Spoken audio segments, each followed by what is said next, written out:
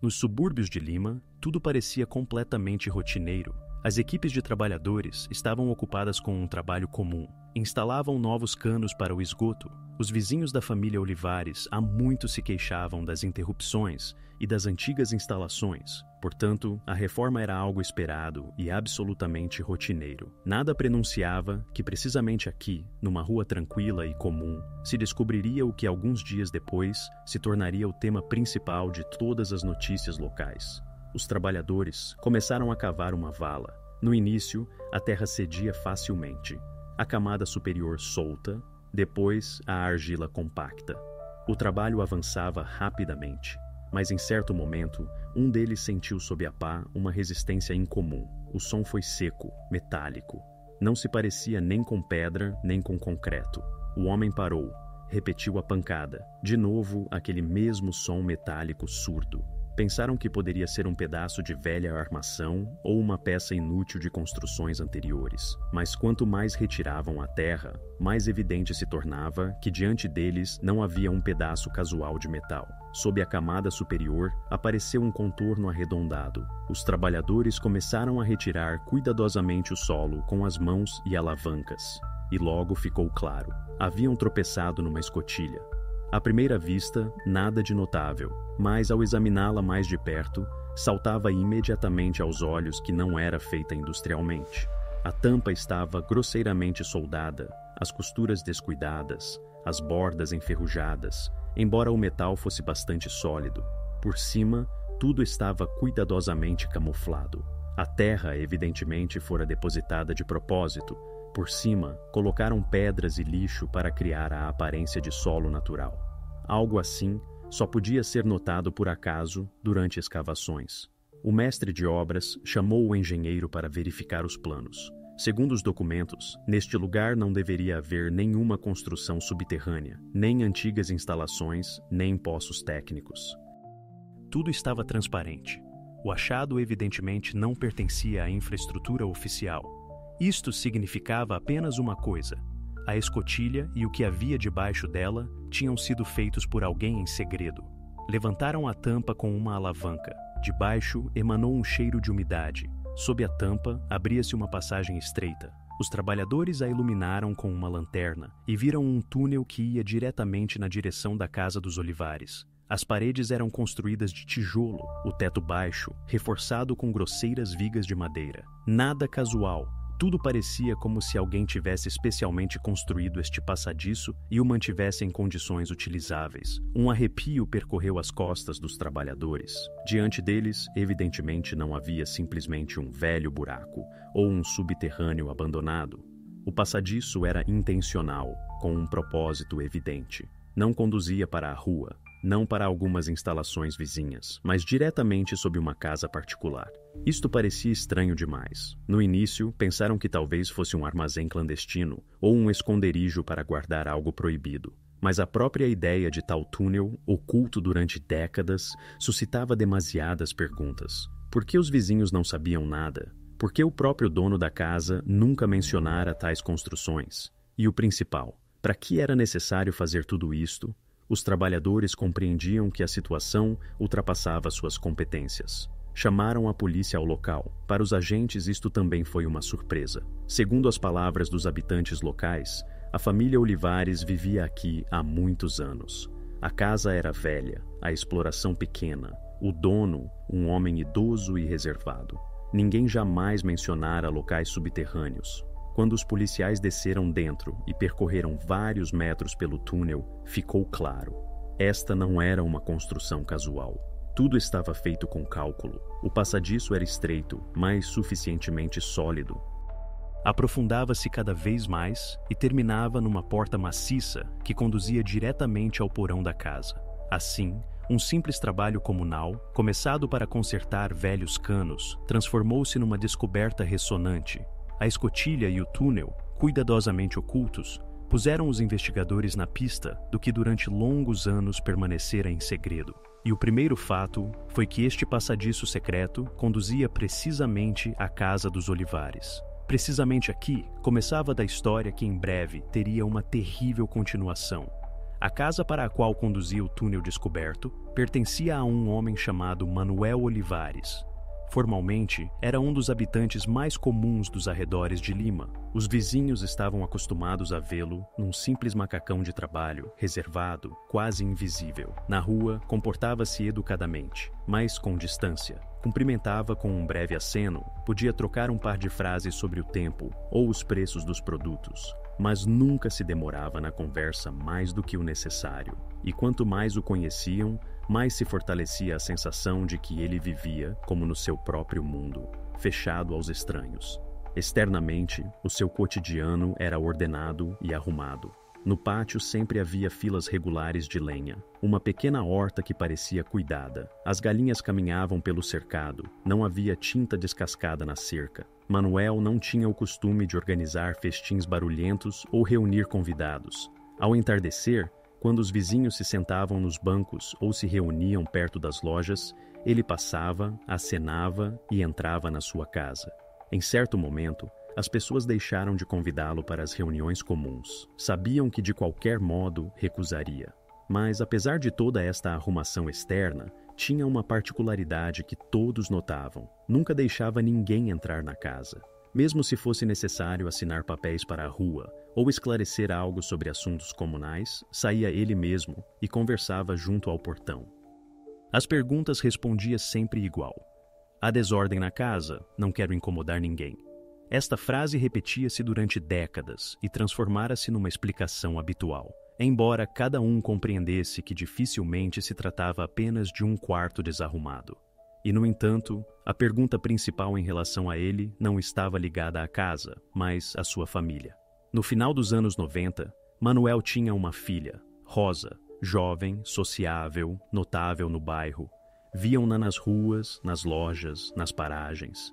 Depois, de repente, tudo mudou. Em 1999, ela desapareceu.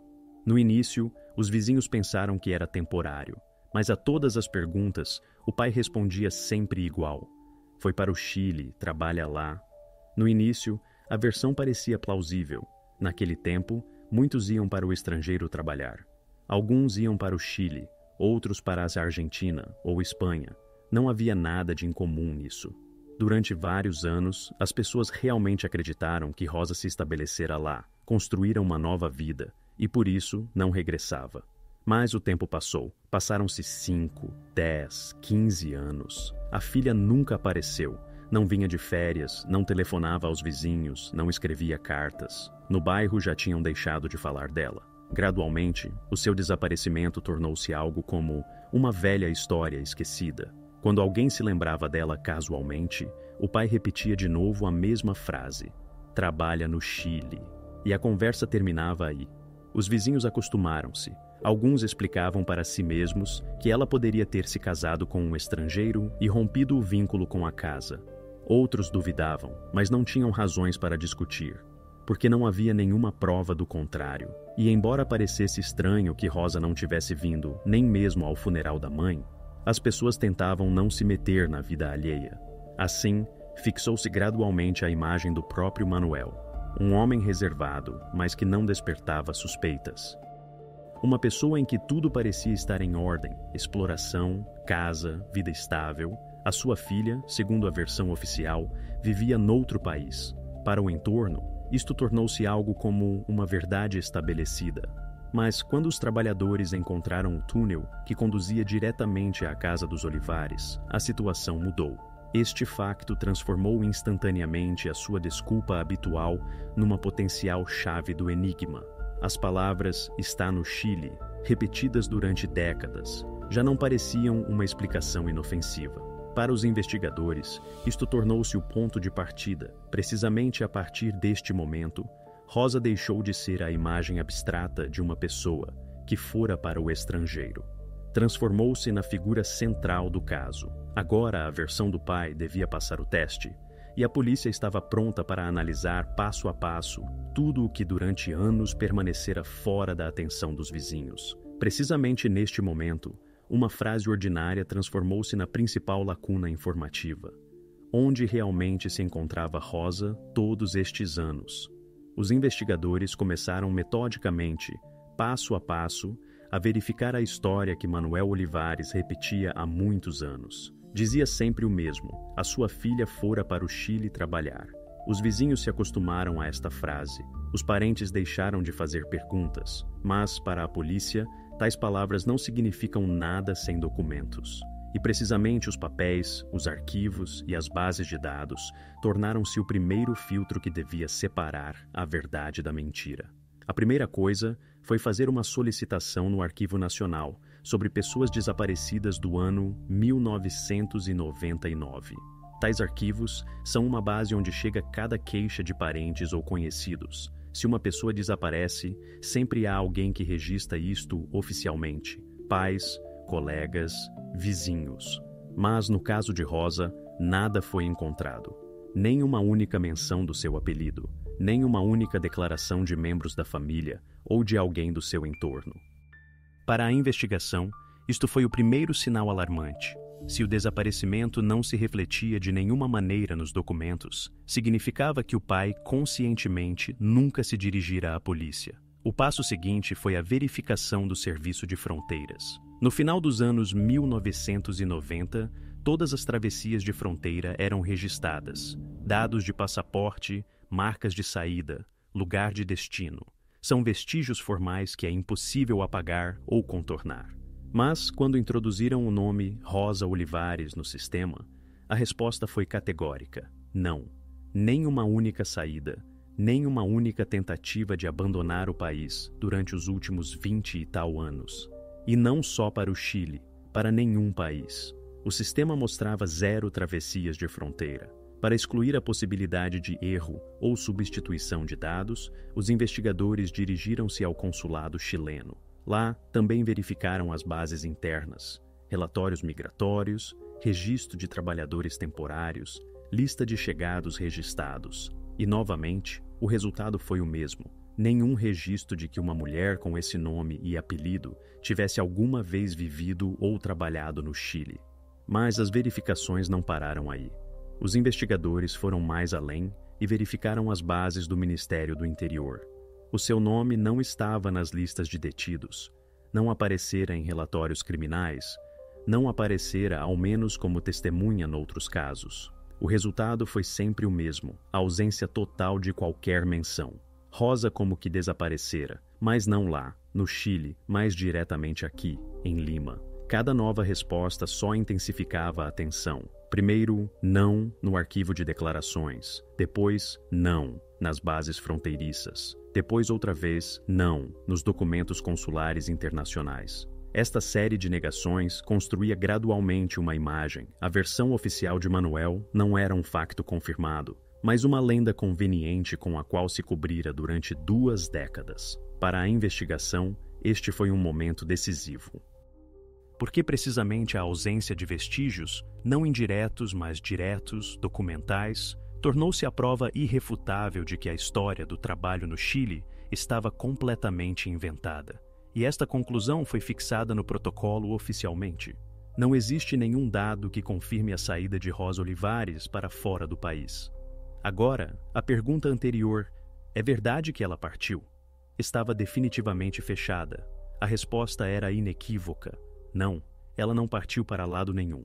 E neste lugar aparecia uma nova lacuna muito mais perigosa. Se Rosa todo este tempo permanecera no Peru, então, onde exatamente estivera todos estes anos? E que relação com isto tinha a casa de Manuel Olivares, onde trabalhadores casuais encontraram um estranho túnel? Depois que a verificação das bases de dados oficiais refutou definitivamente as palavras de Manuel de que a sua filha supostamente fora para o estrangeiro, os investigadores passaram ao passo seguinte, o mais óbvio. Era necessário entrar na casa e verificá-la por dentro. Se uma pessoa durante décadas repetia a mesma história e insistia nela perante vizinhos, parentes e mesmo órgãos oficiais, então, precisamente, a sua habitação podia guardar os vestígios dos acontecimentos reais. Este foi o momento em que a investigação passava do plano das conversas e versões para a esfera dos factos materiais concretos. A própria casa produzia uma impressão opressiva.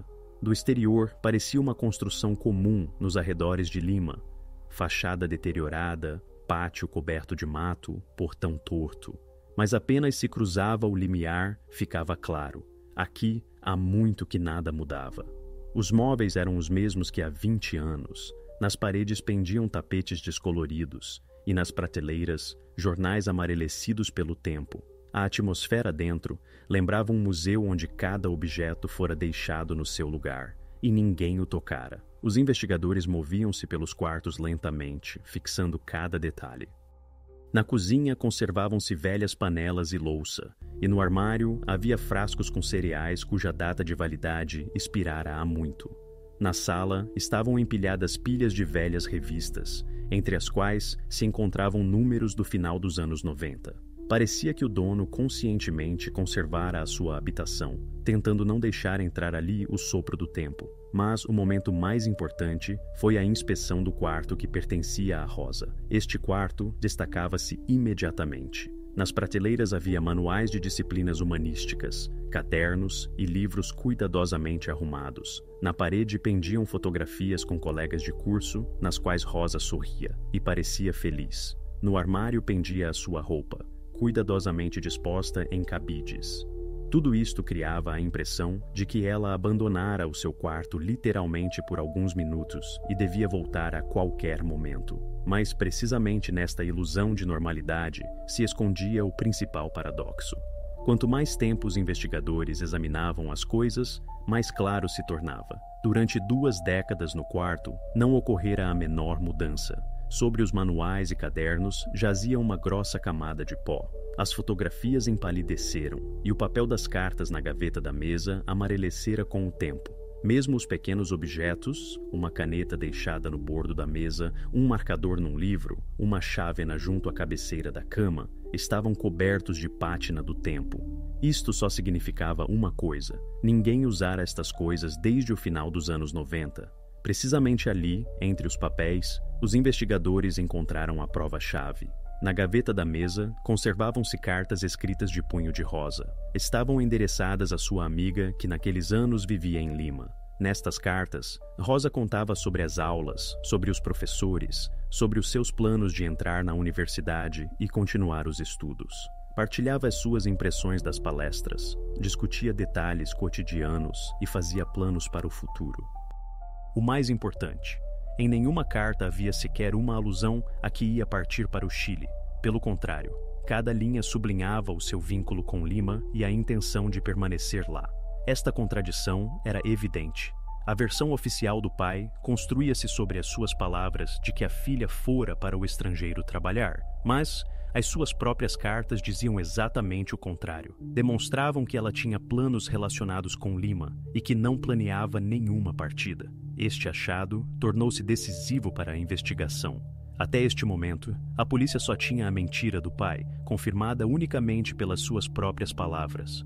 Mas as cartas, conservadas no seu quarto, eram os seus testemunhos pessoais. Destruíam completamente a sua história e indicavam que Rosa desaparecera não porque partira, mas porque sucedera algo completamente diferente. Assim, no caso apareceu o primeiro argumento material direto que punha Manuel numa contradição sem saída. As suas palavras sobre o Chile e estas cartas não podiam existir simultaneamente. Isto significava que ocultava conscientemente a verdade e que por trás das suas palavras não estava um erro ou mal-entendido, mas uma mentira intencional. A investigação recebeu uma nova direção. Agora não se tratava simplesmente de verificar os factos, mas de descobrir o que sucedera exatamente na casa dos Olivares depois de Rosa escrever a sua última carta. E precisamente as paredes desta casa, onde cada coisa permanecera no seu lugar, e a atmosfera congelada no passado guardava os seus segredos, deviam dar respostas à pergunta principal. Quando os investigadores tiveram em suas mãos as cartas de Rosa, a situação no caso mudou radicalmente. Estas folhas de papel, embora comuns em aparência, tornaram-se a primeira confirmação material séria de que a história contada pelo seu pai não coincidia com a realidade. As cartas estavam escritas de seu punho, nelas partilhava planos, mencionava datas concretas e intenções que de modo algum coincidiam com a versão da partida para trabalhar no Chile. Para a investigação, este foi um momento decisivo. Até então, Tudo se sustentava sobre contradições e suspeitas indiretas. Mas agora aparecia uma prova que era impossível ignorar. O passo lógico foi apresentar estes materiais ao próprio Manuel e ver como reagiria. No primeiro interrogatório, o investigador pôs diante dele várias cartas. O papel amarelecera, as linhas descoloraram, mas a letra era facilmente reconhecível. Era Rosa. Nas cartas contava que ia continuar os estudos em Lima, mencionava planos relacionados com amigos e preparação para exames. Em nenhum lugar havia uma palavra sobre o Chile ou trabalho no estrangeiro. Para qualquer observador externo, tudo parecia óbvio. A jovem ia construir a sua vida em casa. Neste momento, podia esperar-se que o pai mostrasse emoções, começasse a enredar-se em palavras, a justificar-se ou, ao menos, tentasse explicar as inconsistências. Mas sucedeu algo completamente diferente. Manuel estava sentado tranquilamente, quase imóvel. O seu olhar era distante. As mãos descansavam sobre os joelhos. A voz soava uniforme. Quando lhe fizeram uma pergunta direta sobre como explicava a contradição entre as cartas e as suas palavras, disse brevemente: "Ela mudou de ideias." Esta frase soou banal, como se tratasse de algo insignificante. Nenhuma tentativa de convencer os interlocutores, nenhum pânico. O investigador precisou. Quando exatamente mudara de ideias? Em que circunstâncias? Por que não dissera nada disto aos amigos? A resposta foi sempre a mesma: não sei nada. Tal reação alertou a investigação mais fortemente que quaisquer recusas diretas. Usualmente, as pessoas a quem se surpreende numa mentira começam a enredar-se, a buscar justificações, a construir novas versões. Aqui, porém, havia uma imperturbabilidade absoluta. Manuel como que construíra um muro invisível e se agarrava a ele. Repetia uma e a mesma frase aprendida, evitando quaisquer detalhes. O seu comportamento não parecia desconcerto, mas como uma linha de defesa escolhida antecipadamente. Isto notavam todos os presentes. Era como se ele se tivesse preparado antecipadamente para tal conversa e soubesse o que ia dizer, independentemente de que provas lhe apresentassem. Os investigadores fizeram várias tentativas de pressionar sobre ele. Enumeravam datas, citavam cartas, indicavam que, segundo os dados oficiais, não houvera travessia de fronteira, mas não seguiu nenhuma reação. No rosto de Manuel não se refletiu nem irritação, nem medo. Mesmo quando lhe comunicaram que as suas palavras eram completamente refutadas documentalmente, permaneceu igualmente tranquilo. Este comportamento era especialmente inquietante, porque mostrava não simplesmente uma relutância em cooperar, mas uma evasão consciente da verdade. Nesta etapa, no caso, já se construíra uma imagem. As bases de dados oficiais não confirmavam as suas palavras. As cartas demonstravam que Rosa tinha outros planos, e os vizinhos lembravam-se de detalhes que contradiziam os seus relatos. Tudo isto junto formava um sistema de contradições, no centro do qual se encontrava o próprio pai. A investigação ainda não tinha provas diretas do que exatamente sucedera com Rosa, mas já havia razões suficientes para o passo seguinte. A decisão formal seguiu bastante rapidamente. O órgão investigador reconheceu Manuel Olivares como suspeito no caso de um possível crime. Esta foi a fixação jurídica do que antes permanecia apenas como suposição. Agora, o seu estatuto mudara oficialmente, e isto abria aos investigadores novas possibilidades, buscas mais profundas, interrogatórios adicionais, análise ampliada de todas as circunstâncias. A partir deste momento, a história deixou de ser simplesmente a busca de uma mulher desaparecida. Transformou-se numa investigação criminal, onde cada passo tinha importância. Perante os investigadores, apresentava-se uma nova tarefa: encontrar provas diretas, algo material que confirmasse definitivamente o que sucedera dentro da casa dos Olivares. Precisamente este passo dos dados indiretos para as provas diretas tornou-se uma nova fase da investigação, e precisamente ele devia aproximar a resposta à pergunta principal. Depois de Manuel receber oficialmente o estatuto de suspeito, a investigação voltou àquele mesmo elemento com o qual tudo começara, ao túnel. Os trabalhadores tropeçaram nele por acaso, durante as reparações, mas precisamente ele tornou-se o ponto de partida para um novo capítulo na investigação. Desde o início, foi evidente que este passadiço não podia ser parte do plano oficial de construção. Conectava a rua com a casa, mas na primeira inspeção dentro da habitação não fora encontrado nenhum vestígio de entrada. Isto parecia uma camuflagem cuidadosamente preparada. Para a investigação, surgiu uma tarefa de princípio: compreender de que maneira o dono da casa conseguira ocultar este passadiço durante muitos anos e como exatamente o usava. Os investigadores organizaram uma nova busca. Desta vez, a casa não veio simplesmente um grupo de agentes, mas toda uma equipa com equipamento técnico. Compreendiam, uma inspeção casual não seria suficiente. Tudo devia realizar-se metodicamente, com verificação de cada centímetro. A primeira coisa foi solicitar documentos de arquivo no município.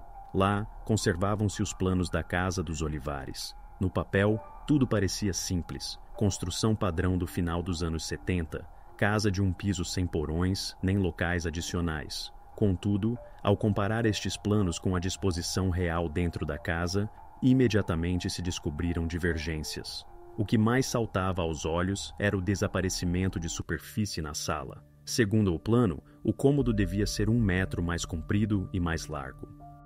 Na realidade, a parede comia esta secção. Para um habitante comum, tais divergências podiam parecer uma minúcia, mas para os profissionais, este foi o primeiro sinal de que parte do espaço estava oculto e usado indevidamente. Em seguida, passaram à verificação técnica. Os agentes começaram a bater nas paredes e fixar a acústica das pancadas. Onde a parede era de carga, o som permanecia surdo, uniforme. Mas junto à estante que estava contra a parede do fundo, o som mudava bruscamente. Tornava-se ressonante como vazio. Isto imediatamente suscitou interesse. Para confirmar as suposições, usaram uma câmara térmica.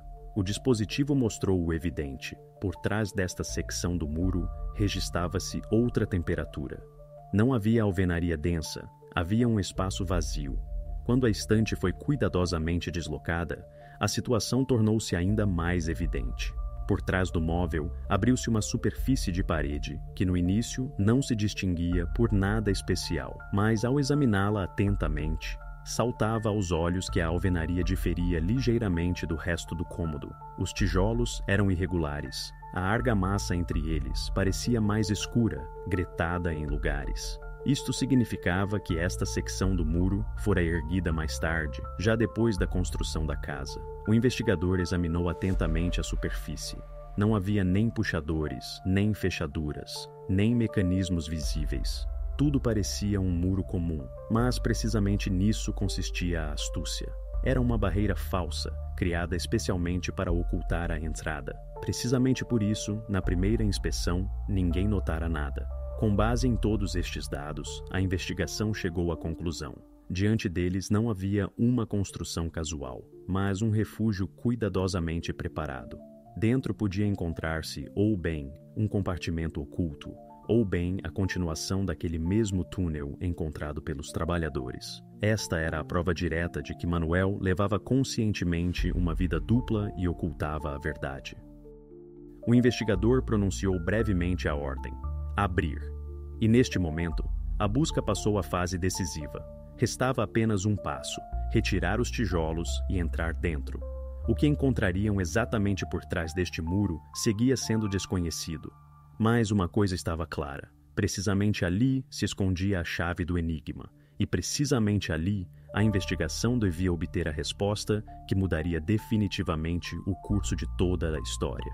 Assim, o túnel deixou de ser uma anomalia abstrata ou um mal-entendido técnico. Transformou-se em prova material, e naquele momento, toda a atenção concentrava-se numa única ação: romper este muro e ver o que se ocultava por trás. Enquanto os agentes, sob a direção do investigador, se preparavam para abrir o falso muro, a atenção voltava cada vez mais ao próprio dono da casa. A atmosfera estava tensa, mas Manuel parecia estar noutra dimensão. Estava sentado numa velha cadeira rangente no canto da cozinha, imóvel, como desligado do que sucedia em redor. A sua postura era anormalmente direita, mãos cuidadosamente dobradas sobre os joelhos, dedos que não tremiam, respiração tranquila e medida. Não tentava olhar para os policiais, mas concentrava como o seu olhar no vazio. num ponto algure sobre a janela, sem reagir nem ao ruído nem às conversas. Quando no quarto contíguo ressoaram pesadas pancadas sobre a alvenaria de tijolos, o som foi ensurdecedor. As paredes da casa tremiam ligeiramente, mas mesmo então não mudou de postura. O rosto permanecia de pedra. Não se refletia nele nem surpresa, nem susto, nem ira. Parecia que se preparara para este momento antecipadamente e já o reproduzira na cabeça centenas de vezes. O investigador tentou provocar ao menos alguma reação, dirigindo-se a ele pelo nome, fazendo uma pergunta direta. Compreende o que está a suceder agora? Como resposta, só seguiu uma frase curta e contida. Não há nada lá. Há... Estas 3 palavras pronunciou-as baixo, quase num sussurro, mas tão distintamente que soaram como uma afirmação que não admitia objeções. Alguns minutos depois, quando as pancadas sobre o muro continuaram e o ruído se intensificou, repetiu-a de novo, e depois, mais uma vez. Em certo momento tornou-se evidente. Isto não era uma resposta a uma pergunta, não uma tentativa de explicar-se ou justificar-se. Era uma fórmula aprendida que repetia com insistência maníaca, como um conjuro. O investigador notou. O comportamento de Manuel não se parecia com uma histeria ou desconcerto. Com maior frequência em tais casos, os suspeitos comportam-se doutra maneira. Começam a agitar-se nervosamente, a discutir, a rejeitar as acusações. Por vezes até recorrem à agressão, gritam, exigem parar a busca. Mas aqui, tudo parecia completamente oposto. Não tentava levantar-se, não resistia, não mostrava irritação. Parecia que se distanciara completamente da realidade. Os agentes que trabalhavam na casa partilhavam depois as suas impressões. O comportamento do dono parecera-lhes estranho até ao aterrorizador. Um deles recordava que mesmo nos criminosos mais seguros no momento crítico, se pode notar um tremor nas mãos, voz alterada, respiração acelerada. Aqui não havia nada. Nesta indiferença e desapego completo, sentia-se uma confiança aterradora, como se estivesse convencido de que ninguém poderia encontrar nada e todos os esforços se estilhaçariam no vazio. Quando o investigador tentou precisar as suas palavras, perguntando: "Quer dizer que por trás do muro está vazio?", e pronunciou de novo o mesmo: "Não há nada lá." E nada mais. Não precisava, não discutia, não desenvolvia o pensamento. Apenas esta curta frase, repetida a intervalos, enquanto na casa continuava o trabalho. No protocolo redigido mais tarde, este comportamento foi fixado oficialmente. O registro dizia: o sujeito conservou uma calma exterior completa. A reação emocional às ações do grupo operativo esteve ausente. Durante longo tempo, repetiu uma e a mesma afirmação: não há nada.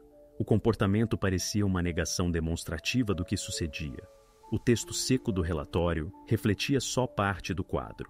Quem se encontrava então na casa dizia depois que esta calma produzia uma impressão opressiva.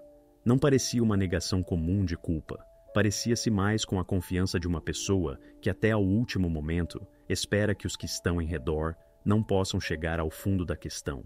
De uma maneira ou de outra, o facto foi fixado. Manuel não mostrou nem pânico nem tentativas de resistência. A sua reação tornou-se mais um detalhe estranho no caso. Os investigadores não podiam não perguntar-se o que havia por trás desta calma, o conhecimento de que por trás do muro estava o vazio, ou pelo contrário, a certeza de que o encontrado não mudaria a sua situação. Esta impassibilidade fechava a questão de como exatamente recebera o momento em que a busca se aproximara do mais importante. E precisamente ela reforçou a tensão antes do passo seguinte, porque tudo agora se reduzia a uma coisa. A abertura do muro devia dar uma resposta direta sobre o que se ocultava exatamente na casa e mostrar por que o dono repetia tão obstinadamente uma e a mesma frase. A abertura no muro abriu-se inesperadamente depressa, embora os trabalhadores e policiais se tivessem preparado para este momento durante várias horas. As pedras, o gesso e os tijolos caíam com um ruído surdo sobre o chão do porão, levantando uma nuvem de pó. Imediatamente, atingiu o nariz um cheiro a mofo que usualmente só se sente em locais fechados há muito tempo sem ventilação. Sobreveio uma curta pausa.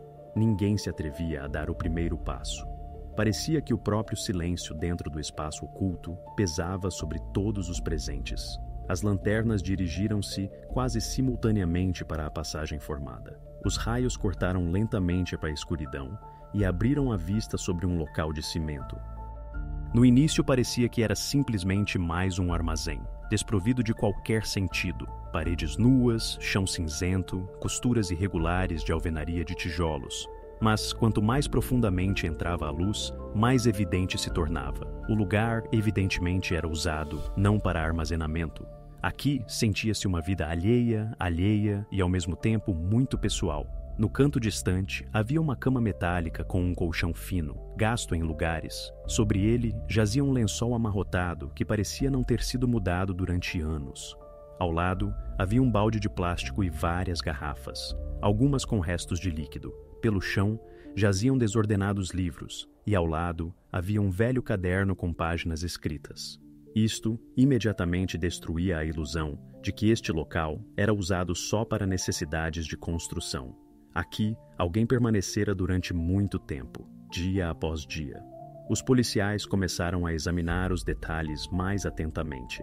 Numa das paredes viam-se riscos irregulares, como se alguém tivesse passado as unhas por ela. Noutro canto estavam cuidadosamente dobradas coisas, uma camisola, um par de sapatos, um saco com produtos.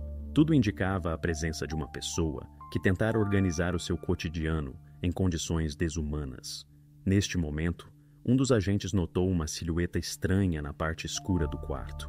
À primeira vista, pareceu que era um monte de coisas, coberto com um cobertor grosso. Mas quando o raio da lanterna se deteve neste lugar, viu-se. O tecido movia-se apenas perceptivelmente. No início, pensaram que era um movimento do ar de uma corrente. Mas, alguns segundos depois, as oscilações repetiram-se, demasiado rítmicas para serem casuais. A tensão cresceu instantaneamente. Os policiais olharam-se entre si sem se consertarem. Um deles levantou a lanterna mais alto, outro aproximou-se prudentemente e inclinou-se para o lugar suspeito. Quando levantou lentamente a borda do tecido, tudo se tornou evidente. Sob o cobertor, encontrava-se uma pessoa. À luz da lanterna apareceu um rosto magro. A mulher semicerrou os olhos por causa da luz brilhante. Os seus olhos estavam entreabertos, movimentos lentificados, mas respirava. Durante alguns segundos, ninguém pronunciou uma palavra. Os presentes tomavam consciência da magnitude do que sucedia. Tudo o que até este momento parecia hipóteses e suposições, num instante transformou-se em facto. Era um achado vivo. Passara aqui um tempo desconhecido, separada do mundo exterior, oculta por trás de um falso muro, cuja existência ninguém conhecia. Os policiais imediatamente chamaram ajuda médica, mas já então estava claro. Esta não era uma pessoa casual que acidentalmente se encontrava no porão.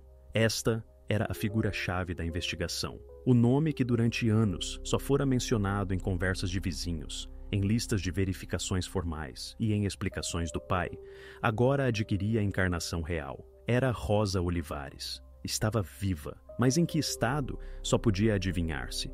Este achado transtornou toda a imagem do caso.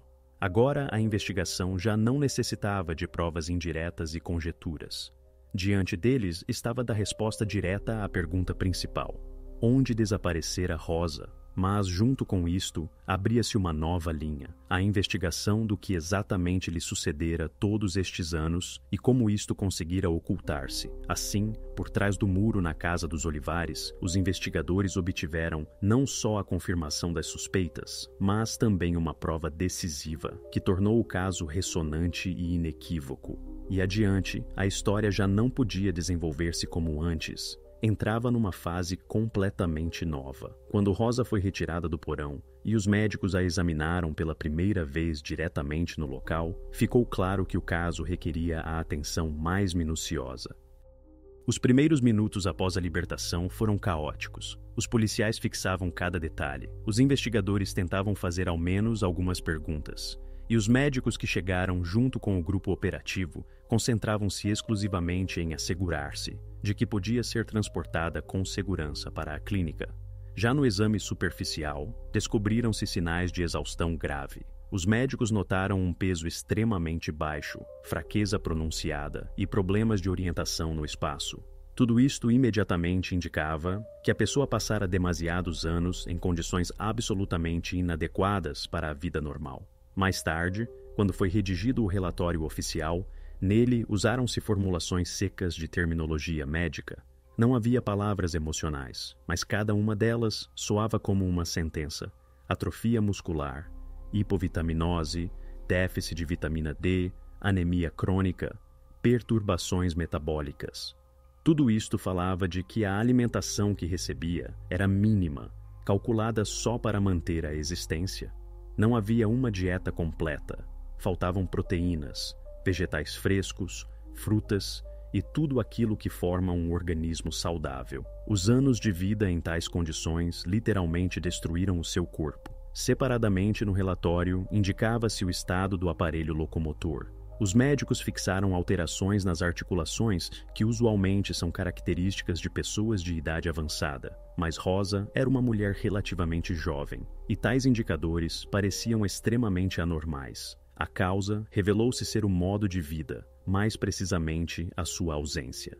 A permanência num espaço fechado, onde era impossível mover-se completamente, levou a uma degradação progressiva de músculos e ossos. Os médicos constataram: o seu organismo encontrava-se num estado que se parecia mais com uma longa doença que com o curso natural da vida. Não menos importante revelou-se o problema com a pele e o sistema respiratório. A ausência de luz solar causou um forte déficit de vitamina D, devido ao qual os ossos se tornaram frágeis e a imunidade enfraquecida. A falta de ar fresco e a permanência constante num espaço fechado afetaram os pulmões. Os médicos notavam sinais de perturbações respiratórias crônicas que podiam ter se desenvolvido precisamente devido à inalação constante de ar estagnado no porão. Isto demonstrava mais uma vez: ali não havia ventilação normal, e cada dia passado nestas condições causava um dano irreparável à sua saúde. Contudo, o estado físico era só metade do quadro. O verdadeiro impacto esperava os especialistas quando começaram a avaliar o aspecto psicológico. Já nas primeiras horas após a libertação ficou claro: Rosa vivia numa realidade criada artificialmente que durante longos anos o seu pai mantivera. Praticamente não entabulava conversas, respondia com frases curtas e evitava o contato visual direto. O seu olhar frequentemente desviava-se para o lado, como se continuasse a existir naquele mesmo mundo fechado, de onde acabara de ser retirada. Alguns dias depois, quando se adaptou um pouco ao ambiente hospitalar, conseguiu-se fixar a sua primeira frase desenvolvida, que entrou nos materiais do caso. Pronunciou: "Pai disse que o mundo se queimara." Estas palavras tornaram-se a chave para compreender como exatamente se conseguira retê-la no porão durante 24 anos. Manuel inculcara à filha que, para além da casa, o mundo já não existia, que tudo estava destruído e perigoso. Para ela, o porão transformara-se não numa prisão, mas no único refúgio possível, os psicólogos notavam mais tarde. Tal estratégia de controlo baseia-se na ruptura completa de contactos com informação externa. Quando uma pessoa não tem fontes alternativas de conhecimento, gradualmente começa a acreditar no que lhe sugerem. Em condições de isolamento total, esta ideia fixa-se e torna-se realidade. Rosa vivia num mundo fictício, criado pelas palavras e atos do seu pai. Isto explicava por que não tentava resistir ou buscar vias de fuga. Para ela, a própria ideia de fuga não tinha sentido, porque, segundo a sua representação, simplesmente não havia para onde fugir. Para a investigação, estes dados médicos e psicológicos tornaram-se um momento decisivo. Agora, não se tratava só de privação ilegal de liberdade. Tornou-se evidente que diante deles havia uma manipulação psicológica sistemática que durara décadas. Surgiu uma nova questão. Realmente Manuel agira absolutamente só? Conseguira ocultar tudo o que sucedia tanto tempo sem a ajuda de alguém? Ou ao menos o consentimento silencioso do entorno? Precisamente nesta etapa, a investigação deu um passo em profundidade. Agora, os investigadores começaram a examinar não só a casa e o porão, mas também todo o círculo de relações de Manuel. Era necessário compreender como pudera proteger tão cuidadosamente o seu segredo, e se alguém mais sabia sobre o que sucedia dentro desta casa. Assim, A conclusão médica e a primeira citação de Rosa fecharam a lacuna sobre como a retiveram, mas imediatamente abriram uma nova. Realmente tudo isto era obra das mãos de uma só pessoa. Depois de os investigadores receberem os primeiros testemunhos de Rosa e as conclusões médicas, o passo mais óbvio foi verificar: poderia Manuel ocultar tudo o que sucedia durante 24 anos sozinho? A versão de que alguém mais o ajudava parecia lógica. Manter a vida de uma pessoa em tais condições, fornecer produtos, assegurar as necessidades cotidianas mínimas e, ao mesmo tempo, não despertar suspeitas nos vizinhos, era uma tarefa demasiado pesada para um só. Portanto, a primeira hipótese da investigação soava assim: Manuel tinha um cúmplice. Imediatamente foram verificados os parentes mais próximos. Em primeiro lugar, a irmã que vivia num bairro vizinho foi interrogada oficialmente. A mulher explicou que não mantinha quase contatos com o irmão e vinha à casa extremamente raramente. No protocolo fixou-se.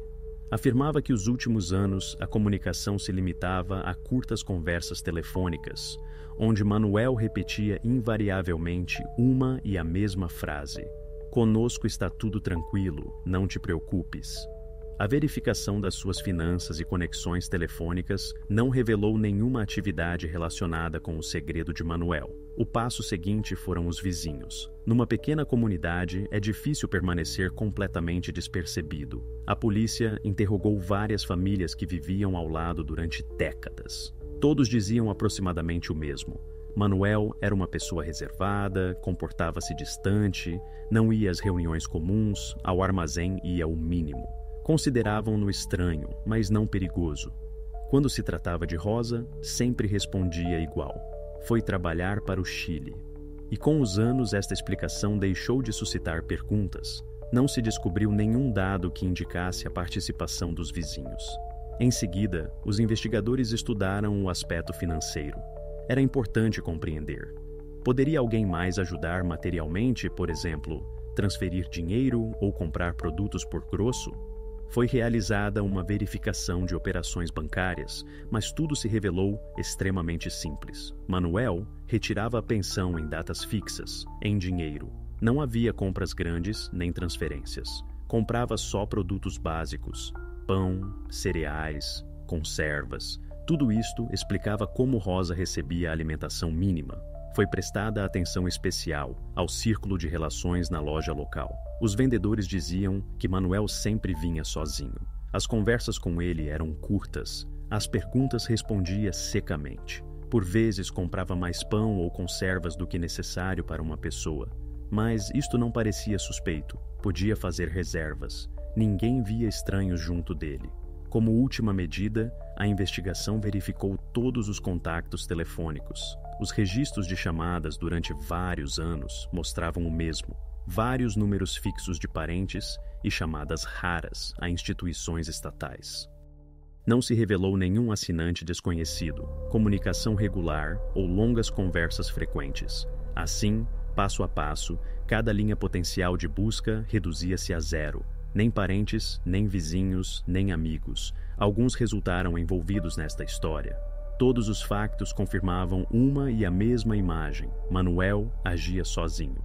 Precisamente ele construíra o porão, precisamente ele organizara o abastecimento, precisamente ele inventara a lenda sobre o Chile, e durante anos a repetira ao entorno. Nos documentos oficiais, esta conclusão soa seca. Não se estabeleceu a participação de terceiras pessoas na privação ilegal de liberdade. Mas, para compreender todo o quadro, isto tinha uma importância colossal. Porque se antes existia a probabilidade de que por trás disto estivesse um grupo, ou ao menos duas pessoas, agora ficava claro: tudo isto era o resultado das ações de uma só pessoa. Esta conclusão tornou o crime ainda mais grave e, ao mesmo tempo, mais sinistro, porque mostrou não só o isolamento da vítima, mas também o isolamento do próprio Manuel. A sua vida transformara-se numa realidade paralela, onde durante décadas mantinha o seu próprio cenário sem iniciar ninguém nele. E precisamente nisto estava a chave seguinte da investigação. Para compreender de que maneira se decidira a isto, Era necessário estudar mais profundamente a sua personalidade e estado psicológico. Para compreender verdadeiramente como Manuel acabara no centro deste caso, os investigadores decidiram reconstruir o quadro mais detalhado possível da sua vida. À primeira vista, o seu passado parecia nada notável. Habitante comum dos arredores de Lima, um de milhares de pessoas que viviam no limiar da pobreza e puxavam pela sua exploração. Mas quanto mais profundamente cavavam os investigadores, mais se formava a impressão de que o crime não fora espontâneo. Crescera da acumulação durante muitos anos de problemas internos, velhos hábitos e dessa mesma tendência ao controlo que se manifestava ainda muito antes do desaparecimento de Rosa. Ainda na juventude, Manuel trabalhara numa obra. Pareceria uma profissão comum, que não se distinguia por nada, mas os seus colegas recordavam-no com notável prudência. Nunca fora parte do coletivo. Todos sabiam, se Manuel está perto, não haverá conversa.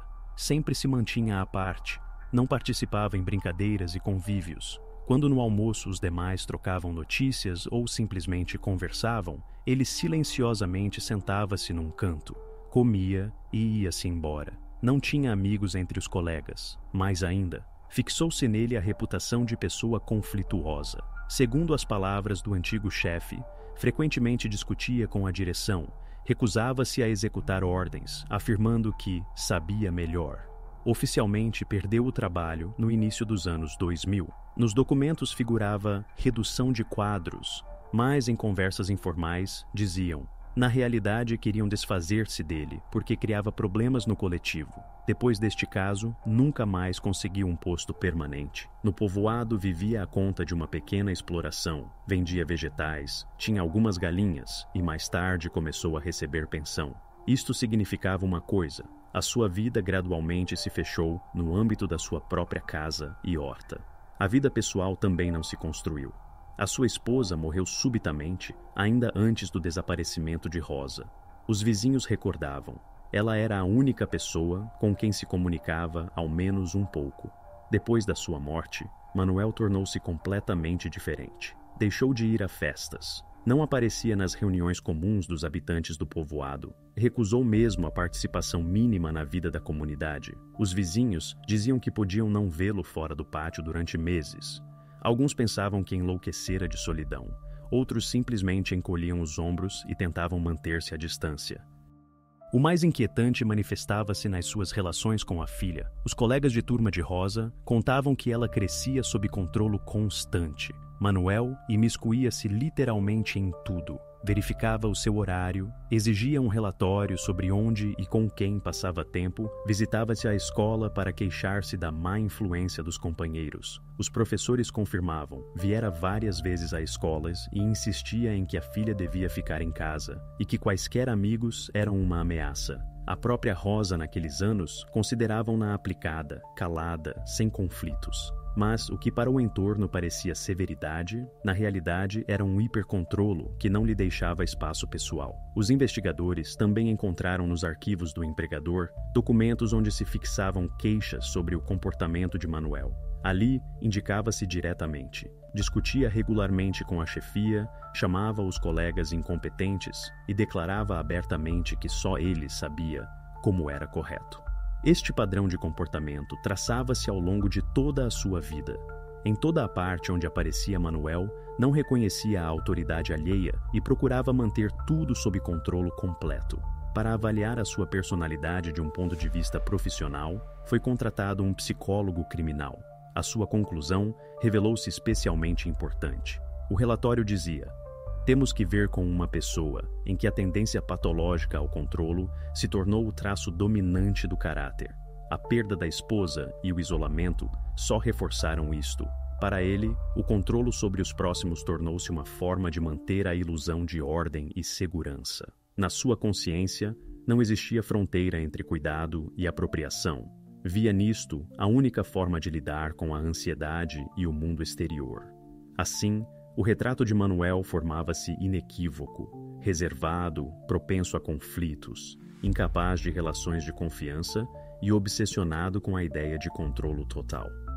O crime de que o acusavam revelou-se não ser um impulso súbito, mas a continuação lógica de toda a sua vida. Precisamente após a análise do seu passado, a investigação chegou à conclusão. Tudo o que sucedera fora preparado durante anos. Agora restava o passo principal: confrontar Manuel com os factos cara a cara e realizar aquele interrogatório final, que devia ou bem rompê-lo definitivamente, ou bem mostrar lados ainda mais sombrios da sua personalidade. Quando a investigação chegou ao momento da confrontação final, as provas estavam reunidas num dossiê denso e sem contradições. O quadro dos acontecimentos, estendido ao longo de 2 décadas, formava-se num todo. À disposição dos investigadores havia registros de arquivos, conclusões médicas, testemunhos de testemunhas, cartas encontradas, fotografias do porão. Mas precisamente uma fotografia, tirada já depois da libertação de Rosa, tornou-se o argumento decisivo. Nesta imagem, ela estava sentada numa maca de hospital, com os olhos baixos, evidentemente abalada pelo longo isolamento. Quando esta fotografia foi posta diante de Manuel sobre a mesa, o ar no quarto mudou como. Este foi o ponto onde não se podia esquivar, nem ir para as desculpas. O investigador fez uma pausa, permitindo a Manuel mirar atentamente a imagem.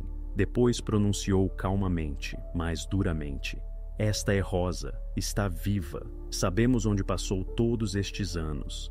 No quarto, instalou-se o silêncio. A reação do suspeito podia ser diferente: choque, agressão, negação. Mas a sua resposta revelou-se ainda mais estranha. Não começou a discutir, não fingiu não reconhecer a filha. Disse apenas uma coisa: estava a protegê-la. Esta curta frase deu o tom a toda a conversa. Nela, refletia-se a essência da sua posição. Não se considerava culpado, não refutava os factos, mas tentava mudar o seu sentido. Afirmava que a realidade externa estava cheia de ameaças, que o mundo em redor era hostil, que a única forma de preservar a sua vida e psique era isolá-la de tudo. As palavras não soavam como justificação, mas como um dogma no qual ele mesmo acreditara. O interrogatório continuou. Os investigadores apresentavam argumentos, faziam perguntas diretas. Se a estavas a proteger, por que vivia sem luz solar? Por que sofria de doenças, de falta de alimentação? Por que o seu organismo está neste estado? Mas Manuel respondia igual. Era necessário, repetia. Assim era melhor para ela. Salvava-a do que sucede lá fora. Cada uma das suas palavras transformava os factos provados em lógica deformada. Isto não era uma discussão, mas uma tentativa de construir uma realidade paralela, onde ele continuava a ser não um criminal, mas um salvador. Os investigadores compreendiam. Os métodos comuns aqui eram inúteis. Não se lhe podia encurralar com inconsistências concretas, porque não negava os factos. Estava de acordo com eles, mas interpretava-os como queria. A sua defesa construía-se não sobre a refutação, mas sobre a interpretação perversa. E precisamente isto tornava o interrogatório especialmente difícil. Quando ficou claro que este círculo de respostas repetitivas não podia destruir-se pela força da lógica, foi escolhida outra via. Sobre a mesa, puseram as cartas de Rosa encontradas no seu quarto. Nestas cartas, ela escrevia sobre sonhos de estudar em Lima, obter uma profissão, construir a sua própria vida. Eram linhas sinceras, vivas, cheias de esperança. O investigador conduziu-o cuidadosamente à comparação. Sonhava ser professora, escrevia sobre o futuro, sobre a vida que queria viver. Dizes que a salvaste, mas olha o que lhe tiraste. Estas palavras tornaram-se um ponto de inflexão. Por um segundo, pareceu que no seu olhar passou uma sombra de dúvida. Olhou longamente as cartas, depois levou o olhar à fotografia. Mas, pela primeira vez em todo o interrogatório, não pronunciou uma palavra. O seu silêncio prolongou-se. Neste momento ficou claro. O seu muro dera uma fenda. E embora o reconhecimento de culpa nunca fosse pronunciado, o próprio silêncio foi mais eloquente que quaisquer palavras. Significava que dentro dele surgira uma tensão que era impossível ocultar. Para a investigação, isto foi uma vitória-chave. Já tinham os factos, as provas, os testemunhos. Agora, obtinham o que tanto lhes faltava, o momento em que a sua própria defesa se desmoronou ao menos parcialmente. Este interrogatório tornou-se o ponto final do trabalho operativo. Os investigadores compreenderam. Não haveria reconhecimento direto, mas tinham suficiente para levar o caso a tribunal. Agora, restava formalizar as acusações, reunir as conclusões dos peritos e transmitir os materiais às mãos da promotoria. A história de Manuel Olivares passava a um novo nível. Das paredes do gabinete de investigação, trasladava-se para a sala do tribunal, onde decidiriam já não as palavras, mas os artigos da lei. A lacuna estava fechada. O reconhecimento não seguiu, mas a defesa do suspeito foi destruída pelo seu próprio silêncio. E agora, perante o espectador, surge um novo plano da história. Como tudo isto soará já no tribunal, onde os factos adquirirão força jurídica. O investigador fez especialmente uma pausa, reclinou-se para trás e deixou de fazer perguntas. No quarto sobreveio o silêncio, perturbado só pelo som de uma caneta batendo sobre a mesa. Até este momento, Manuel mantivera-se como se o que sucedia não lhe dissesse respeito. O seu rosto era de pedra, a voz uniforme, cada palavra uma fórmula de defesa polida. Não discutia, mas também não se confessava, simplesmente afastava-se da essência, repetindo umas e as mesmas justificações aprendidas. Parecia que poderia continuar indefinidamente. Mas precisamente no momento em que o investigador calou e lhe permitiu ficar a sós com as provas, a situação mudou. Manuel, pela primeira vez, desviou o olhar. Primeiro olhou a mesa, depois o envelope com as cartas, depois de novo as fotografias. Os seus lábios tremeram e era notável. Buscava dentro de si palavras, mas não encontrava as adequadas. Até agora falara com confiança, por vezes até com um matiz de irritação. Agora as suas frases perdiam nitidez. Pronunciou de novo o habitual. Cuidava dela, mas a voz soou diferente, surdamente, sem a força anterior. Calou a meio da frase, como se tivesse tropeçado nas suas próprias palavras. O investigador não interrompeu. Em vez disso, deslocou para ele mais perto uma carta escrita de punho de rosa, ainda em 1999. Na carta contava sobre os seus planos de entrar na universidade, sobre os estudos em Lima, sobre sonhos que de modo algum encaixavam na imagem de ida para o Chile. Esta folha de papel tornou-se esse mesmo gatilho que destruiu a defesa cuidadosamente construída. Agora, já não era necessário fazer perguntas precisando a própria realidade falava contra Manuel. Calou longamente. Os segundos alargavam-se dolorosamente devagar. Os agentes que observavam o interrogatório notavam, precisamente aqui, a sua máscara começou a rachar-se. E, finalmente, ressoou aquela frase que tudo mudou.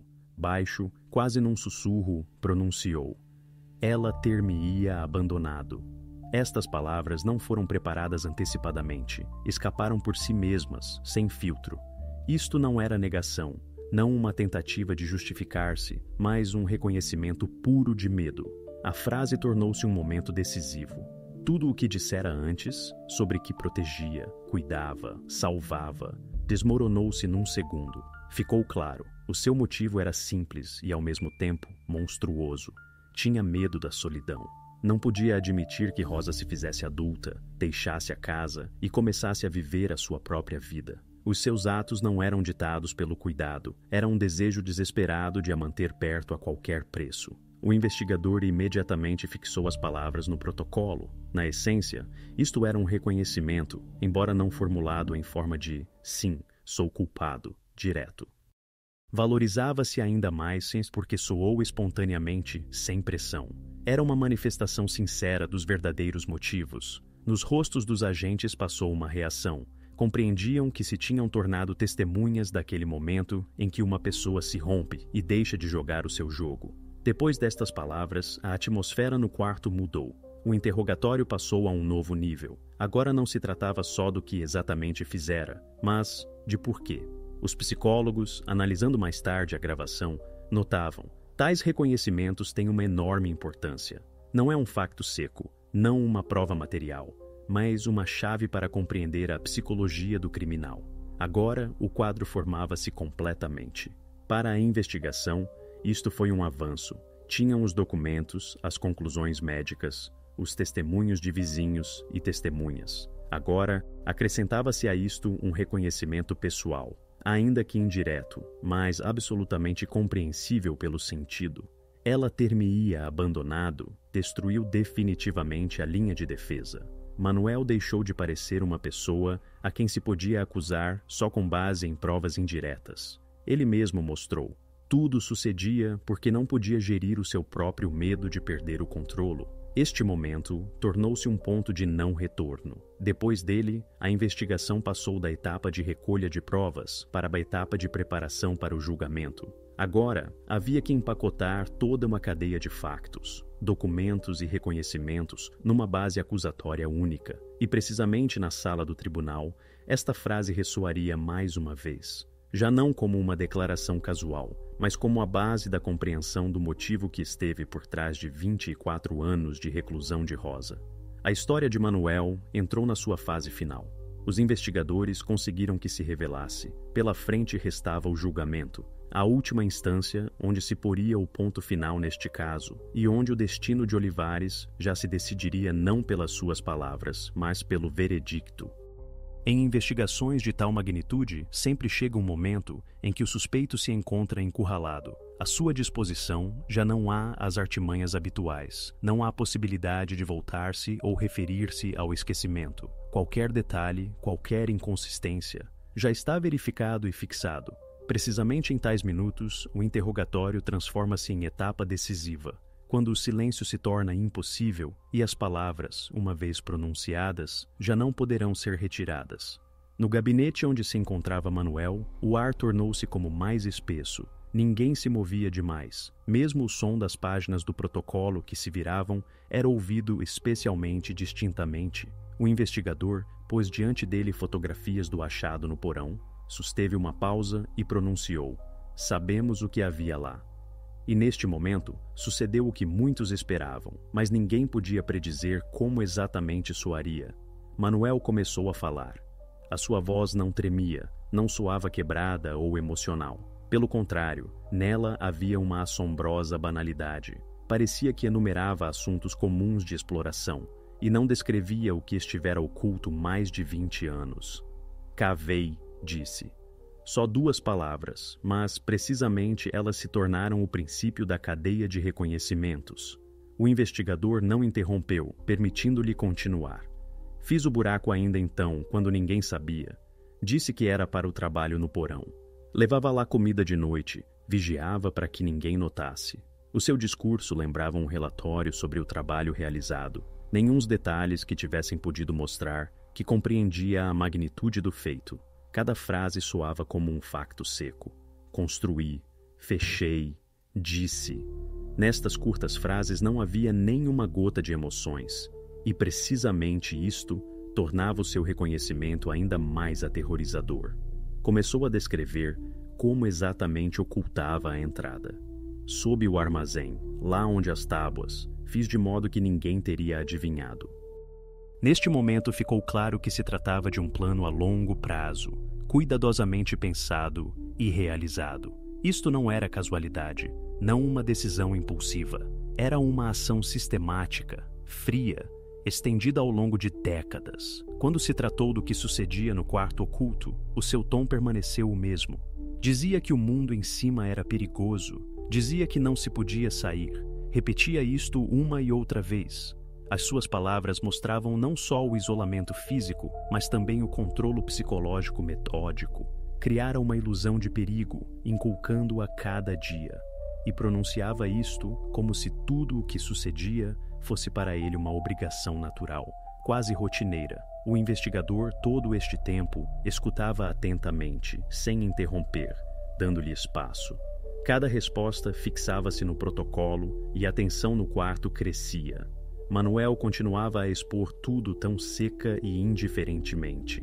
Mas para terminar o interrogatório, era necessário pôr uma pergunta direta, chave, que não deixasse lugar para a ambiguidade. O investigador inclinou-se para a frente e perguntou: "Retinha Rosa na sua casa no porão contra a vontade dela?" No quarto, instalou-se o silêncio. Alguns segundos pareceram minutos. Manuel estava sentado imóvel. O seu olhar estava dirigido diretamente ao investigador. Parecia que refletia não sobre o facto mesmo da pergunta, mas sobre se valia a pena pronunciar as palavras que riscariam definitivamente todas as tentativas de negação. Finalmente respondeu. A sua voz era tranquila, uniforme, sem as menores emoções. Sim. Esta só palavra tornou-se um momento decisivo em todo o caso. Transformou as suposições, as provas, os testemunhos e as provas indiretas em reconhecimento direto. Doravante, a investigação não necessitava de buscar caminhos indiretos ou construir versões. O próprio suspeito confirmava o principal. Precisamente este curto sim destruiu definitivamente todas as suas justificações anteriores e tirou a história para uma nova etapa.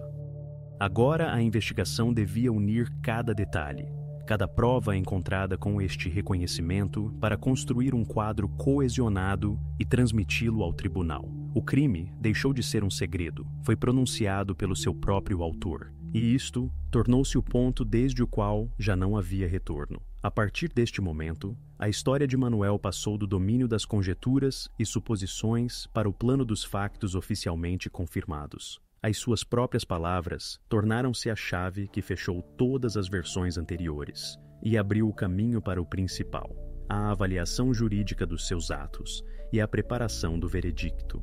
Depois do reconhecimento de Manuel, chegou o momento que a investigação sempre considera uma das etapas mais responsáveis, a experiência investigadora, porque as palavras podem ser incompletas, podem distorcer-se, nelas se pode esconder a verdade entre linhas, mas quando-se o suspeito mostra com as suas próprias mãos como tudo sucedia, isto fixa o quadro definitivamente. E o mais aterrorizador aqui é que muitas das suas ações não pareciam um reconhecimento forçado, mas uma rotina habitual, levada até ao automatismo. De manhã, tiraram-no da cela e levaram-no àquela mesma casa cujas paredes durante anos guardaram o segredo. Isto já não era simplesmente um lugar de residência. Para os investigadores e vizinhos, transformara-se em sombrio símbolo de que o mal pode existir nas casas mais comuns e aparentemente tranquilas. A atmosfera estava tensa, as câmaras fixavam cada movimento, o investigador ditava fortemente ao protocolo, os peritos notavam os mais ínfimos detalhes. O próprio Manuel mantinha-se seca e recolhidamente, como se tudo isto fosse para ele rotina, e isto assustava mais que tudo. Entrou na sala, parou naquele canto onde estava a maciça estante, e sem palavras desnecessárias, pôs as mãos sobre os seus painéis laterais. A estante era pesada, mas movia-a como se fizesse isto milhares de vezes, com confiança, sem esforços desnecessários. Ranger do soalho, sussurro de madeira sobre o parquete, e em alguns segundos abriu-se aquela mesma zona que antes ninguém notava. Perante todos, apareceu uma escotilha oculta diretamente no chão e por cima camuflada com um móvel. Os policiais olharam-se entre si. Quantas vezes passaram perto e não adivinhavam que diretamente aqui se ocultava a entrada ao espaço secreto. Depois inclinou-se, tomou a tampa e com um movimento habitual, levantou-a. O som surdo do metal contra a madeira ressoou de tal modo que a alguns presentes correu um arrepio pela espinha. Manuel, com voz seca, pronunciou: "Assim baixava a comida." As suas palavras soavam tão banalmente, como se não se tratasse de um crime, mas de um assunto doméstico. Mostrou como fixava a corda, como baixava para baixo o saco com produtos, como escondia as garrafas de água. Nas suas mãos não havia vacilações, tudo estava rodado até ao automatismo. Em seguida, demonstrou os demais elementos. Pôs no lugar o velho balde, mostrou o canto onde sempre deixava a água, explicou que depois disto, fechava a tampa e de novo deslocava a estante, de modo que a entrada desaparecia, como se nunca tivesse existido. O investigador precisava detalhes, com que frequência fazia isto, a que horas, o que trazia exatamente. Manuel respondia com frases curtas, cada dia, usualmente ao anoitecer, pão, conservas, água. O seu tom era indiferente, distante. Os peritos fixavam cada minúcia, a distância entre a escotilha e a parede, a profundidade da descida, a espessura das tábuas. Parecia que reuniam peça por peça um quebra-cabeças que durante muito tempo existira só em conjecturas. Agora, Tudo se formava numa imagem coesionada. O crime deixava de ser abstrato e adquiria a forma de um esquema claramente rodado. Quanto mais continuava a experiência, mais claro se tornava que aqui não havia lugar para a casualidade. Tudo estava calculado, desde o método de camuflagem até aos detalhes domésticos transformados em mecanismo de controlo.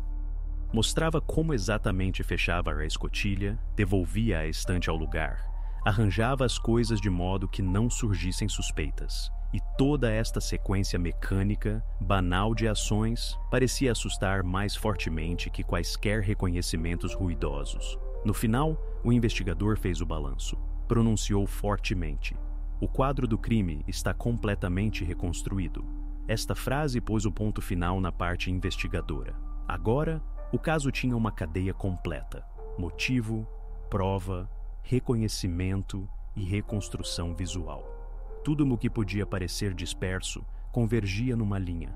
A partir deste momento, a investigação passava para outro plano.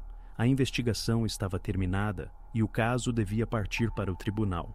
Ali, onde por trás de todos estes fatos se levantará a pergunta principal: que castigo sofrerá a pessoa que durante longos anos construiu o seu sistema nas quatro paredes de uma casa comum? Quando a investigação terminou o seu trabalho e o quadro do crime foi reconstruído até aos mais ínfimos detalhes, restava a última e, porventura, a mais importante etapa: o julgamento.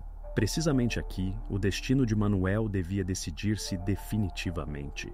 A sala de audiências estava apinhada. Representantes da imprensa, vizinhos que ainda recentemente o cumprimentavam na rua e agora não podiam acreditar na sua vida dupla e, por certo, as pessoas oficiais. No ar, flutuava um silêncio pesado, interrompido só pelo sussurro de papéis e as curtas ordens do oficial de justiça.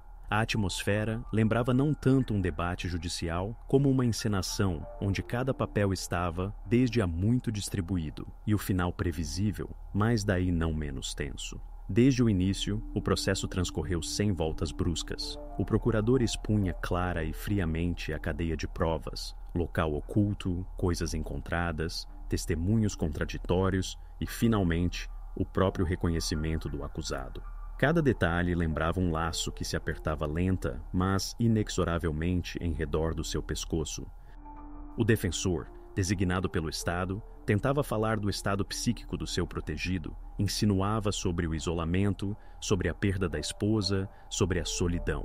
Mas, aos olhos dos presentes, isto soava não como justificação, mas como uma fraca tentativa de explicar o que não se prestava à explicação. Depois, a palavra foi dada aos médicos e psicólogos. As suas conclusões soaram extremamente secas, sem emoções. Mas, precisamente nisso, consistia a sua força. Os médicos enumeraram as consequências do longo encerramento. Notaram que o estado da vítima indicava não um estresse de curta duração, mas um isolamento sistemático ao longo de muitos anos. Os psicólogos confirmaram a imputabilidade de Manuel. Compreendia o que fazia e era consciente das consequências dos seus atos. Estas formulações privaram-no definitivamente das últimas possibilidades de suavização da pena. Uma impressão especial produziu a leitura na sala de uma carta de Ágata, escrita já depois da libertação. Nela não havia acusações ruidosas ou frases dramáticas, só uma tranquila constatação de factos: que o seu mundo estava limitado por quatro paredes e que durante longos anos vivera na certeza de que, para além dos seus limites, nada restava. Estas linhas trespassaram a sala muito mais fortemente que quaisquer discursos de acusação do procurador. Quando chegou o momento da última palavra do acusado, todos os olhares se voltaram para ele. Mas não disse nada de novo. Repetiu o velho mantra de que protegia, que salvava do pior. A sua voz soava cansada, e nela não se sentia nem arrependimento, nem compreensão do que fizera. Parecia que até ao fim permanecia refém da sua própria ilusão de controlo. E chegou o momento para o qual tudo isto durava. O juiz levantou os olhos dos papéis e pronunciou a frase final. O veredicto foi severo, mas esperado, culpado em todos os pontos da acusação. Prisão perpétua sem direito à libertação antecipada. Na sala, ressoou um suspiro apenas perceptível, não de surpresa, mas do sentimento de que a história que mantivera todos em tensão durante longos meses finalmente recebera o seu final lógico. Assim, terminou o caminho de Manuel. Um homem que durante longos anos ocultara por trás das portas da sua casa um terrível segredo. Mas junto com este final, surgia também uma nova camada de perguntas. Como poderia tal permanecer despercebido tanto tempo? Por que o entorno nada notou? E que consequências isto deixaria para a própria Ágata, cuja vida foi quebrada pela obsessão alheia? Precisamente isto se tornará o tema-chave da etapa seguinte do relato. A história que começou como uma anomalia local num tranquilo subúrbio, finalmente cresceu até a escala de uma tragédia nacional. O veredicto ditado a Manuel Olivares pôs um ponto jurídico no caso, mas na realidade, este ponto foi só o princípio de um longo epílogo. Em tais casos, a sociedade raramente é capaz de fechar rapidamente a página, porque as consequências revelam-se demasiado profundas e demasiado multicamadas. Antes de tudo, o destino de Rosa. Depois de ser retirada do porão e se formalizarem todos os procedimentos processuais, foi enviada a um centro de reabilitação especializado. Esta não era uma clínica comum. Em tais instituições, trabalham equipas multidisciplinares, psiquiatras, psicólogos, terapeutas, dietistas, pedagogos sociais. Os primeiros relatórios dos estabelecimentos médicos descreviam o seu estado como extremamente grave. Nela, foram fixados déficits físicos causados pela permanência prolongada em condições sem luz solar e todo um espectro de perturbações psicológicas. Ao mesmo tempo, os médicos notavam uma coisa. Apesar do estado, Rosa queria falar. Ela mesma ia ao contacto, e isto era considerado como um sinal positivo. Mas o caminho do restabelecimento estendeu-se por anos. Os primeiros passos incluíam as ações mais simples: voltar a aprender a confiar no entorno, habituar-se à rua, aos lugares públicos, ao facto mesmo de que podia mover-se livremente. O segundo elemento importante foi a atitude da sociedade. A casa da família Olivares, durante muito tempo, esteve no centro da atenção não só dos investigadores, mas também dos jornalistas. As pessoas vinham olhar o edifício, onde durante longos anos se ocultava um terrível segredo. As autoridades locais compreendiam que deixá-la de pé significava conservar para sempre uma fonte de dolorosas recordações. A decisão de demolição foi tomada bastante rapidamente. Segundo a versão oficial, o terreno foi dado para necessidades municipais. A demolição do edifício realizou-se com a participação da polícia e sob proteção. Este processo em si mesmo tornou-se simbólico. Para os vizinhos, isto parecia uma destruição física do segredo, como um ato de purificação coletiva. Várias testemunhas contavam mais tarde que durante o desmonte, na rua se reuniu uma multidão, e muitos não ocultavam lágrimas. Para os habitantes, isto era um sinal de que a história que durante décadas se desenvolvia literalmente no seu pátio, finalmente se ia ao passado. Manuel encontrou o seu final atrás das grades. Segundo os materiais da administração penitenciária, comportava-se tão reservadamente como em liberdade. Com outros reclusos, quase não se comunicava, não participava em programas de ressocialização. A sua morte foi fixada alguns anos depois do veredicto. Para os investigadores e a promotoria, este acontecimento não tinha significação prática, mas na percepção pública tornou-se mais um ponto simbólico. Foi-se sem jamais ter reconhecido a sua culpabilidade, sem ter dado à sociedade nem arrependimento, nem tentativa de explicar-se. Mas o caso Olivares não ficou só como uma tragédia pessoal da família, tornou-se um catalisador político e social. Já alguns meses depois do julgamento, começou o trabalho sobre emendas à legislação. Uma das decisões-chave foi o endurecimento dos procedimentos sobre casos de pessoas desaparecidas. Agora, as declarações não podiam automaticamente ser classificadas na categoria de partida voluntária. Para cada situação deste tipo, eram designadas verificações. As bases de dados cruzavam-se com os serviços migratórios, os inspetores sociais recebiam mais poderes para visitar casas fechadas. Além disso, Começaram a implementar-se novos programas de apoio para quem se encontrava em condições de controlo excessivo na família. As autoridades vinculavam diretamente estas medidas com o caso Rosa, sublinhando que, precisamente, ele mostrara as lacunas sistêmicas de que se servira o criminoso. Os jornalistas escreviam frequentemente que este caso se tornara uma espécie de espelho da sociedade. Mostrou que mesmo em bairros densamente povoados, onde os vizinhos vivem literalmente através de uma parede, pode existir durante décadas um segredo cuidadosamente ocultado. E precisamente esta comoção pública obrigou muitos a refletir não só sobre o controle por parte do Estado, mas também sobre a vigilância pessoal.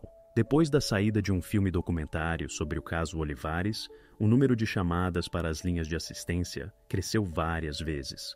As pessoas começaram a informar mais frequentemente sobre casos suspeitos de vida reclusa de vizinhos, sobre estranhas explicações de desaparecimentos de próximos. Assim, o final desta história revelou-se multicamada. Para Rosa, é um longo processo de restabelecimento onde não há nem pode haver final feliz. Só há um lento retorno à vida. Para os vizinhos, uma casa destruída que deixou de ser testemunha muda. Para Manuel, um fim na prisão, em completa solidão. E para a sociedade, novas leis e novas práticas que deviam não permitir uma repetição. E precisamente esta diferença torna o caso Olivares único. Não ficou simplesmente como uma história criminal, tornou-se num ponto de viragem para todo um sistema. Mas para compreender como os investigadores chegaram passo a passo a este resultado, vale a pena voltar aos detalhes da investigação e seguir cada passo, cada prova e cada decisão que conduziram à revelação deste segredo de muitos anos.